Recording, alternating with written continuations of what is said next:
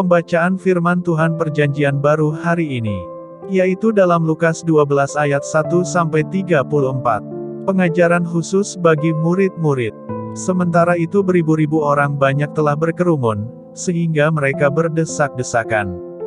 Lalu Yesus mulai mengajar, pertama-tama kepada murid-muridnya, katanya, waspadalah terhadap ragi, yaitu kemunafikan orang Farisi. Tidak ada sesuatu pun yang tertutup yang tidak akan dibuka dan tidak ada sesuatu pun yang tersembunyi yang tidak akan diketahui. Karena itu apa yang kamu katakan dalam gelap akan kedengaran dalam terang, dan apa yang kamu bisikkan ke telinga di dalam kamar akan diberitakan dari atas atap rumah. Aku berkata kepadamu, hai sahabat-sahabatku, janganlah kamu takut terhadap mereka yang dapat membunuh tubuh dan kemudian tidak dapat berbuat apa-apa lagi. Aku akan menunjukkan kepada kamu siapakah yang harus kamu takuti. Takutilah dia, yang setelah membunuh, mempunyai kuasa untuk melemparkan orang ke dalam neraka. Sesungguhnya aku berkata kepadamu, takutilah dia. Bukankah burung pipit dijual 5 ekor 2 duit? Sungguh pun demikian tidak seekor pun daripadanya yang dilupakan Allah. Bahkan rambut kepalamu pun terhitung semuanya. Karena itu jangan takut, karena kamu lebih berharga daripada banyak burung pipit. Aku berkata kepadamu, setiap orang yang mengakui aku di depan manusia, Anak Manusia juga akan mengakui dia di depan malaikat-malaikat Allah. Tetapi barang siapa menyangkal aku di depan manusia, ia akan disangkal di depan malaikat-malaikat Allah. Setiap orang yang mengatakan sesuatu melawan Anak Manusia, ia akan diampuni, tetapi barang siapa menghujat Roh Kudus, ia tidak akan diampuni. Apabila orang menghadapkan kamu kepada majelis-majelis atau kepada pemerintah-pemerintah dan penguasa-penguasa, janganlah kamu khawatir bagaimana dan apa yang harus kamu katakan untuk membela dirimu. Sebab pada saat itu juga Roh Kudus akan mengajar kamu apa yang harus kamu katakan. Orang kaya yang bodoh. Seorang dari orang banyak itu berkata kepada Yesus, Guru, katakanlah kepada saudaraku supaya ia berbagi warisan dengan aku. Tetapi Yesus berkata kepadanya, Saudara, siapakah yang telah mengangkat aku menjadi hakim atau pengantara atas kamu? Katanya lagi kepada mereka, berjaga-jagalah dan waspadalah terhadap segala ketamakan, sebab walaupun seorang berlimpah-limpah hartanya, hidupnya tidaklah tergantung daripada kekayaannya itu. Kemudian ia mengatakan kepada mereka suatu perumpamaan, katanya, ada seorang kaya, tanahnya berlimpah-limpah hasilnya. Ia bertanya dalam hatinya, apakah yang harus aku perbuat, sebab aku tidak mempunyai tempat di mana aku dapat menyimpan hasil tanahku. Lalu katanya, inilah yang akan aku perbuat, aku akan merombak lumbung-lumbungku dan aku akan mendirikan yang lebih besar dan aku akan menyimpan di dalamnya segala gandum dan barang-barangku. Sesudah itu aku akan berkata kepada jiwaku, jiwaku, ada padamu banyak barang, tertimbun untuk bertahun-tahun lamanya, beristirahatlah, makanlah, minumlah dan bersenang-senanglah. Tetapi firman Allah kepadanya, hai engkau orang bodoh, pada malam ini juga jiwamu akan diambil daripadamu, dan apa yang telah kau sediakan, untuk siapakah itu nanti? Demikianlah jadinya dengan orang yang mengumpulkan harta bagi dirinya sendiri, jikalau ia tidak kaya di hadapan Allah. Hal kekhawatiran. Yesus berkata kepada murid-muridnya, karena itu aku berkata kepadamu, janganlah khawatir akan hidupmu, akan apa yang hendak kamu makan, dan janganlah khawatir pula akan tubuhmu, akan apa yang hendak kamu pakai. Sebab hidup itu lebih penting daripada makanan dan tubuh itu lebih penting daripada pakaian. Perhatikanlah burung-burung gagak yang tidak menabur dan tidak menuai dan tidak mempunyai gudang atau lumbung, namun demikian diberi makan oleh Allah. Betapa jauhnya kamu melebihi burung-burung itu. Siapakah di antara kamu yang karena kekhawatirannya dapat menambahkan sehasta pada jalan hidupnya? Jadi, jikalau kamu tidak sanggup membuat barang yang paling kecil, mengapa kamu khawatir akan hal-hal lain? Perhatikanlah bunga bakung, yang tidak memintal dan tidak menenun. Namun aku berkata kepadamu, Salomo dalam segala kemegahannya pun tidak berpakaian seindah salah satu dari bunga itu. Jadi, jika rumput di ladang, yang hari ini ada dan besok dibuang ke dalam api demikian didandani Allah. Terlebih lagi kamu, hai orang yang kurang percaya. Jadi, janganlah kamu mempersoalkan apa yang akan kamu makan atau apa yang akan kamu minum dan janganlah cemas hatimu. Semua itu dicari bangsa-bangsa di dunia yang tidak mengenal Allah. Akan tetapi Bapamu tahu, bahwa kamu memang memerlukan semuanya itu. Tetapi carilah kerajaannya, maka semuanya itu akan ditambahkan juga kepadamu. Janganlah takut, hai kamu kawanan kecil. Karena Bapamu telah berkenan memberikan kamu kerajaan itu. Juallah segala milikmu dan berikanlah sedekah. Buatlah bagimu pundi-pundi yang tidak dapat menjadi tua, suatu harta di sorga yang tidak akan habis, yang tidak dapat didekati pencuri dan yang tidak dirusakkan ngengat. Karena di mana hartamu berada, di situ juga hatimu berada. Demikianlah pembacaan firman Tuhan Perjanjian Baru hari ini. Pembacaan firman Tuhan Perjanjian Lama hari ini, yaitu dalam 1 Samuel pasal 1, 2, dan 3. 1 Samuel 1 ayat 1-28. Lahirnya Samuel. Ada seorang laki-laki dari Ramataim Zofim, dari pegunungan Efraim, namanya Elkana bin Yeroham bin Elihu bin Tohu bin Zuf, seorang Efraim. Orang ini mempunyai dua istri, yang seorang bernama Hana dan yang lain bernama Penina. Penina mempunyai anak, tetapi Hana tidak.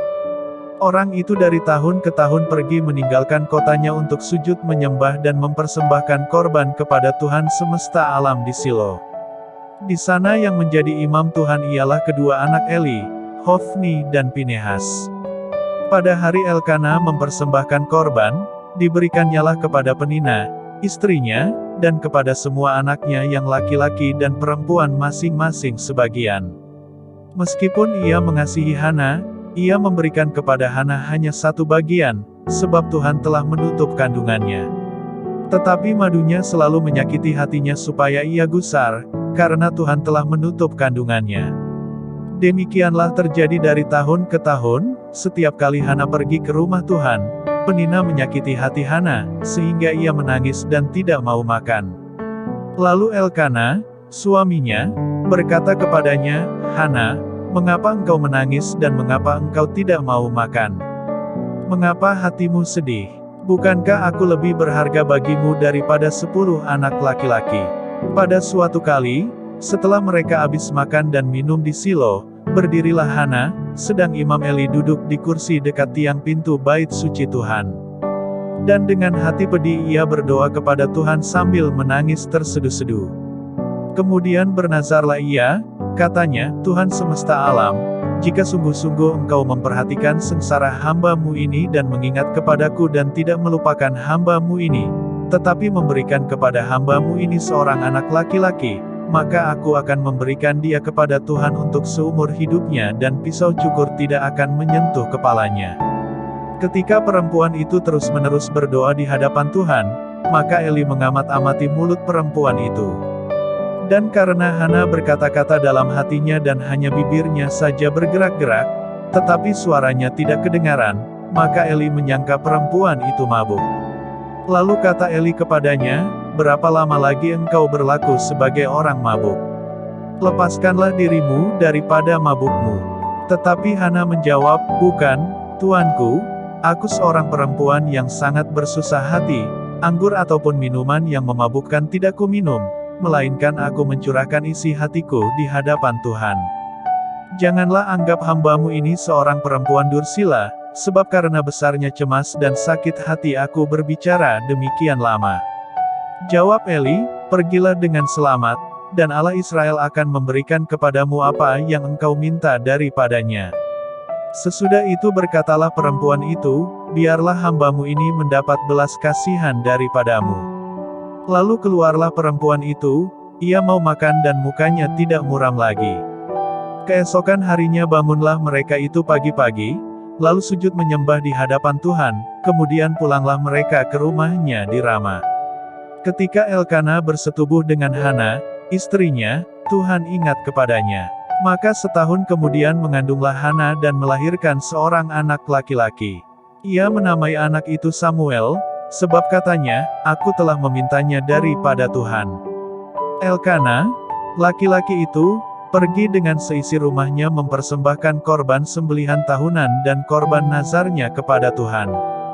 Tetapi Hana tidak ikut pergi, sebab katanya kepada suaminya, "Nanti apabila anak itu cerai susu, aku akan mengantarkan dia, maka ia akan menghadap ke hadirat Tuhan dan tinggal di sana seumur hidupnya."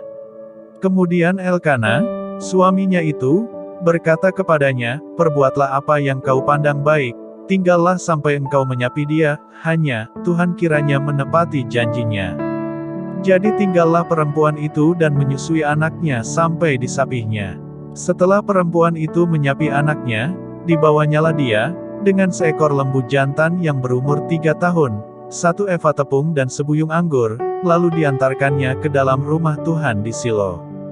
Waktu itu masih kecil betul kanak-kanak itu. Setelah mereka menyembelih lembu, mereka mengantarkan kanak-kanak itu kepada Eli. Lalu kata perempuan itu, "Mohon bicara tuanku, demi tuanku hidup, akulah perempuan yang dahulu berdiri di sini dekat tuanku untuk berdoa kepada Tuhan.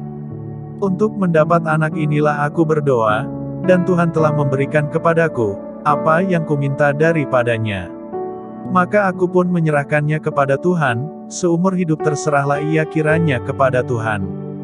Lalu sujudlah mereka di sana menyembah kepada Tuhan. 1 Samuel 2 ayat 1-36. Puji-pujian Hana. Lalu berdoalah Hana, katanya, "Hatiku bersukaria karena Tuhan, tanduk kekuatanku ditinggikan oleh Tuhan, mulutku mencemoohkan musuhku, sebab aku bersukacita karena pertolonganmu. Tidak ada yang kudus seperti Tuhan, sebab tidak ada yang lain kecuali Engkau dan tidak ada gunung batu seperti Allah kita. Janganlah kamu selalu berkata sombong, janganlah caci maki keluar dari mulutmu. Karena Tuhan itu Allah yang Maha Tahu, dan oleh Dia perbuatan-perbuatan diuji. Busur pada pahlawan telah patah, tetapi orang-orang yang terhuyung-huyung, pinggangnya berikatkan kekuatan. Siapa yang kenyang dahulu, sekarang menyewakan dirinya karena makanan, tetapi orang yang lapar dahulu, sekarang boleh beristirahat. Bahkan orang yang mandul melahirkan 7 anak, tetapi orang yang banyak anaknya, menjadi layu. Tuhan mematikan dan menghidupkan, Ia menurunkan ke dalam dunia orang mati dan mengangkat dari sana. Tuhan membuat miskin dan membuat kaya, Ia merendahkan, dan meninggikan juga. Ia menegakkan orang yang hina dari dalam debu, dan mengangkat orang yang miskin dari lumpur, untuk mendudukkan dia bersama-sama dengan para bangsawan, dan membuat dia memiliki kursi kehormatan. Sebab Tuhan mempunyai alas bumi, dan di atasnya Ia menaruh daratan. Langkah kaki orang-orang yang dikasihinya dilindunginya, tetapi orang-orang fasik akan mati binasa dalam kegelapan, sebab bukan oleh karena kekuatannya sendiri seseorang berkuasa.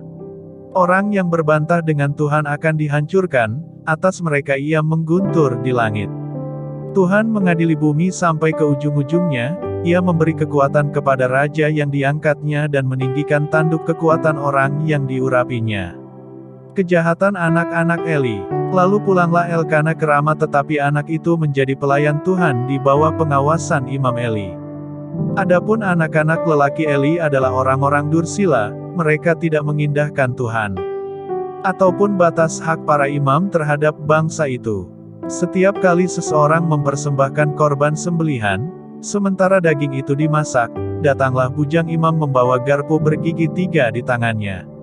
Dan dicucukkannya ke dalam bejana atau ke dalam kuali atau ke dalam belanga atau ke dalam periuk. Segala yang ditarik dengan garpu itu ke atas, diambil imam itu untuk dirinya sendiri. Demikianlah mereka memperlakukan semua orang Israel yang datang ke sana, ke Silo. Bahkan sebelum lemaknya dibakar, bujang imam itu datang, lalu berkata kepada orang yang mempersembahkan korban itu, "Berikanlah daging kepada imam untuk dipanggang, sebab ia tidak mau menerima daripadamu daging yang dimasak, hanya yang mentah saja." Apabila orang itu menjawabnya, "Bukankah lemak itu harus dibakar dahulu, kemudian barulah ambil bagimu sesuka hatimu?" Maka berkatalah ia kepada orang itu, "Sekarang juga harus kau berikan, kalau tidak, aku akan mengambilnya dengan kekerasan." Dengan demikian sangat besarlah dosa kedua orang muda itu di hadapan Tuhan, sebab mereka memandang rendah korban untuk Tuhan. Adapun Samuel menjadi pelayan di hadapan Tuhan, ia masih anak-anak, yang tubuhnya berlilitkan baju efod dari kain lenan. Setiap tahun ibunya membuatkan dia jubah kecil dan membawa jubah itu kepadanya, apabila ia bersama-sama suaminya pergi mempersembahkan korban sembelihan tahunan.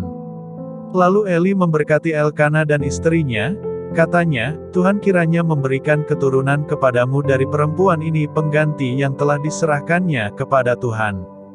Sesudah itu pulanglah mereka ke tempat kediamannya. Dan Tuhan mengindahkan Hana, sehingga dia mengandung dan melahirkan 3 anak laki-laki dan 2 anak perempuan lagi. Sementara itu makin besarlah Samuel yang muda itu di hadapan Tuhan. Eli telah sangat tua, apabila didengarnya segala sesuatu yang dilakukan anak-anaknya terhadap semua orang Israel dan bahwa mereka itu tidur dengan perempuan-perempuan yang melayani di depan pintu kemah pertemuan. Berkatalah ia kepada mereka, mengapa kamu melakukan hal-hal yang begitu, sehingga ku dengar dari segenap bangsa ini tentang perbuatan-perbuatanmu yang jahat itu. Janganlah begitu, anak-anakku. Bukan kabar baik yang kudengar itu bahwa kamu menyebabkan umat Tuhan melakukan pelanggaran. Jika seseorang berdosa terhadap seorang yang lain, maka Allah yang akan mengadili. Tetapi jika seseorang berdosa terhadap Tuhan, siapakah yang menjadi perantara baginya? Tetapi tidaklah didengarkan mereka perkataan ayahnya itu, sebab Tuhan hendak mematikan mereka. Tetapi Samuel yang muda itu, semakin besar dan semakin disukai, baik di hadapan Tuhan maupun di hadapan manusia. Nubuat tentang Eli dan kaum keluarganya. Seorang abdi Allah datang kepada Eli dan berkata kepadanya, beginilah firman Tuhan, bukankah dengan nyata aku menyatakan diriku kepada nenek moyangmu, ketika mereka masih di Mesir dan takluk kepada keturunan Firaun. Dan aku telah memilihnya dari segala suku Israel menjadi imam bagiku, supaya ia mempersembahkan korban di atas mezbahku, membakar ukupan dan memakai baju efod di hadapanku, kepada kaummu telah kuserahkan segala korban api-apian orang Israel. Mengapa engkau memandang dengan loba kepada korban sembelihanku dan korban sajianku, yang telah kuperintahkan, dan mengapa engkau menghormati anak-anakmu lebih daripadaku, sambil kamu menggemukkan dirimu dengan bagian yang terbaik dari setiap korban sajian umatku Israel? Sebab itu, demikianlah firman Tuhan, Allah Israel, sesungguhnya aku telah berjanji, keluargamu dan kaummu akan hidup di hadapanku selamanya, tetapi sekarang, demikianlah firman Tuhan, jauhlah hal itu daripadaku. Sebab siapa yang menghormati aku, akan kuhormati, tetapi siapa yang menghina aku, akan dipandang rendah. Sesungguhnya akan datang waktunya, bahwa aku akan mematahkan tangan kekuatanmu dan tangan kekuatan kaummu, sehingga tidak ada seorang kakek dalam keluargamu. Maka engkau akan memandang dengan mata bermusuhan kepada segala kebaikan yang akan kulakukan kepada Israel dan dalam keluargamu takkan ada seorang kakek untuk selamanya. Tetapi seorang daripadamu yang tidak kulenyapkan dari lingkungan mezbahku akan membuat matamu rusak dan jiwamu merana, segala tambahan keluargamu akan mati oleh pedang lawan. Inilah yang akan menjadi tanda bagimu, yakni apa yang akan terjadi kepada kedua anakmu itu, Hofni dan Pinehas, pada hari yang sama keduanya akan mati. Dan aku akan mengangkat bagiku seorang imam kepercayaan, yang berlaku sesuai dengan hatiku dan jiwaku, dan aku akan membangunkan baginya keturunan yang teguh setia, sehingga ia selalu hidup di hadapan orang yang kuurapi. Kemudian siapa yang masih tinggal hidup dari keturunanmu akan datang sujud menyembah kepadanya meminta sekeping uang perak atau sepotong roti, dan akan berkata, tempatkanlah kiranya aku dalam salah satu golongan imam itu, supaya aku dapat makan sekerat roti. 1 Samuel 3 ayat 1-21. Samuel terpanggil. Samuel yang muda itu menjadi pelayan Tuhan di bawah pengawasan Eli. Pada masa itu firman Tuhan jarang, penglihatan-penglihatan pun tidak sering. Pada suatu hari Eli, yang matanya mulai kabur dan tidak dapat melihat dengan baik, sedang berbaring di tempat tidurnya. Lampu rumah Allah belum lagi padam. Samuel telah tidur di dalam bait suci Tuhan, tempat tabut Allah. Lalu Tuhan memanggil, Samuel. Samuel, Dan ia menjawab, "Ya, Bapa." Lalu berlarilah ia kepada Eli, serta katanya, "Ya, Bapa, bukankah Bapa memanggil aku?" Tetapi Eli berkata, "Aku tidak memanggil, tidurlah kembali." Lalu pergilah ia tidur. Dan Tuhan memanggil Samuel sekali lagi. Samuel pun bangunlah, lalu pergi mendapatkan Eli serta berkata, "Ya, Bapa, bukankah Bapa memanggil aku?" Tetapi Eli berkata, "Aku tidak memanggil, anakku, tidurlah kembali." Samuel belum mengenal Tuhan, firman Tuhan belum pernah dinyatakan kepadanya. Dan Tuhan memanggil Samuel sekali lagi, untuk ketiga kalinya. Ia pun bangunlah, lalu pergi mendapatkan Eli serta katanya, "Ya, Bapa, bukankah Bapa memanggil aku?" Lalu mengertilah Eli, bahwa Tuhanlah yang memanggil anak itu. Sebab itu berkatalah Eli kepada Samuel, "Pergilah tidur dan apabila ia memanggil engkau, katakanlah, berbicaralah, Tuhan, sebab hamba-Mu ini mendengar." Maka pergilah Samuel dan tidurlah ia di tempat tidurnya. Lalu datanglah Tuhan, berdiri di sana dan memanggil seperti yang sudah-sudah, "Samuel, Samuel." Dan Samuel menjawab, "Berbicaralah, sebab hamba-Mu ini mendengar." Lalu berfirmanlah Tuhan kepada Samuel, "Ketahuilah, aku akan melakukan sesuatu di Israel, sehingga setiap orang yang mendengarnya, akan bising kedua telinganya. Pada waktu itu aku akan menepati kepada Eli segala yang telah kufirmankan tentang keluarganya, dari mula sampai akhir. Sebab telah kuberitahukan kepadanya, bahwa aku akan menghukum keluarganya untuk selamanya karena dosa yang telah diketahuinya, yakni bahwa anak-anaknya telah menghujat Allah, tetapi ia tidak memarahi mereka. Sebab itu aku telah bersumpah kepada keluarga Eli, bahwa dosa keluarga Eli takkan dihapuskan dengan korban sembelihan atau dengan korban sajian untuk selamanya." Samuel tidur sampai pagi, kemudian dibukanya pintu rumah Tuhan. Samuel segan memberitahukan penglihatan itu kepada Eli. Tetapi Eli memanggil Samuel, katanya, "Samuel, anakku." Jawab Samuel, "Ya, Bapa." Kata Eli, "Apakah yang disampaikannya kepadamu? Janganlah kau sembunyikan kepadaku. Kiranya beginilah Allah menghukum engkau, bahkan lebih lagi daripada itu, jika engkau menyembunyikan sepatah kata pun kepadaku dari apa yang disampaikannya kepadamu itu." Lalu Samuel memberitahukan semuanya itu kepadanya dengan tidak menyembunyikan sesuatu pun. Kemudian Eli berkata, "Dia Tuhan, biarlah diperbuatnya apa yang dipandangnya baik." Dan Samuel makin besar dan Tuhan menyertai dia dan tidak ada satupun dari firman-Nya itu yang dibiarkannya gugur. Maka tahulah seluruh Israel dari Dan sampai Bersyeba, bahwa kepada Samuel telah dipercayakan jabatan Nabi Tuhan. Dan Tuhan selanjutnya menampakkan diri di Silo, sebab ia menyatakan diri di Silo kepada Samuel dengan perantaraan firman-Nya. Demikianlah pembacaan firman Tuhan hari ini. Tuhan Yesus memberkati.